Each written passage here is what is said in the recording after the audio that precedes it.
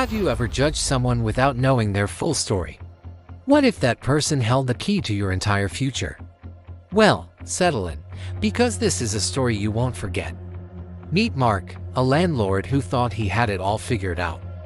He owned a small apartment building, a legacy from his father, and he ran it with an iron fist. He had one simple rule: rent is due on the first, no exceptions. To him, it wasn't just about money, it was about principle, about responsibility. One of his tenants was a woman named Clara, a single mother to a bright-eyed little boy named Leo. Clara worked tirelessly as a freelance graphic designer, often late into the night, just to make ends meet.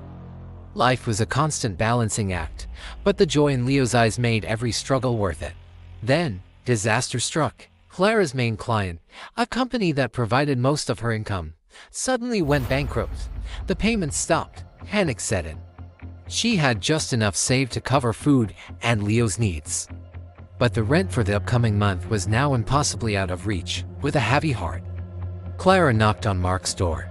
She explained the situation, her voice trembling slightly, and asked for just a little more time, a week, maybe two, until she could secure a new project. Mark listened, his face an unreadable mask. He looked past her, at the slightly worn-out door of her apartment, and saw not a struggling mother, but a liability. "Rules are rules, Clara," he said, his tone cold and final. "I can't make exceptions. If you can't pay, you have to leave. The eviction notice will be on your door tomorrow," Clara pleaded, tears welling in her eyes, explaining how hard it would be to find a new place on such short notice, especially with a child. But Mark was unmoved. Business was business, heartbroken and defeated. Clara spent the next few days packing her life into boxes. Leo, confused, asked why they had to leave their home. She hugged him tight, promising that everything would be okay, even though she wasn't so sure herself.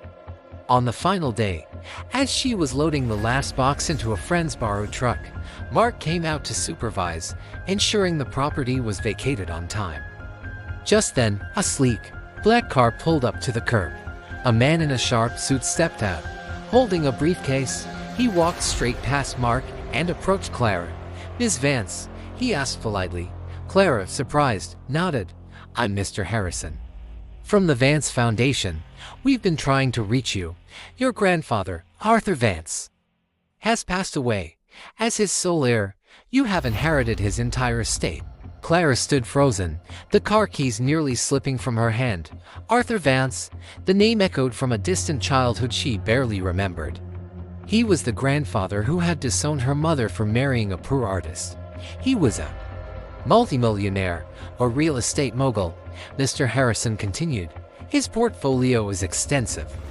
But the first order of business is this property. He purchased it last month as a gift for your son's upcoming birthday. According to his will, ownership transfers to you, effective immediately. He handed her a folder full of documents. Mark's jaw dropped. He looked from the lawyer to the deed, and then to Clara, the tenant he had just callously evicted. He was standing on property that now belonged to her.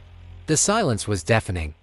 Clara looked at the eviction notice still taped to her door, then at Mark, whose face had turned a pale shade of white. Mark," Clara said, her voice now steady and clear, all trace of desperation gone. "It seems we have some things to discuss. About my tenancy. And about your future." Mark couldn't even form a sentence. He had just evicted his new boss. The woman he saw as a problem was now the person who held his entire livelihood in her hands. This story is a powerful reminder that you never truly know what battles someone is fighting, or the strength and destiny hidden just beneath the surface. Kindness costs nothing, but a lack of it can cost you everything. Thanks so much for watching. If you enjoyed this story, don't forget to like, subscribe, and hit that notification bell so you never miss an update. See you next time.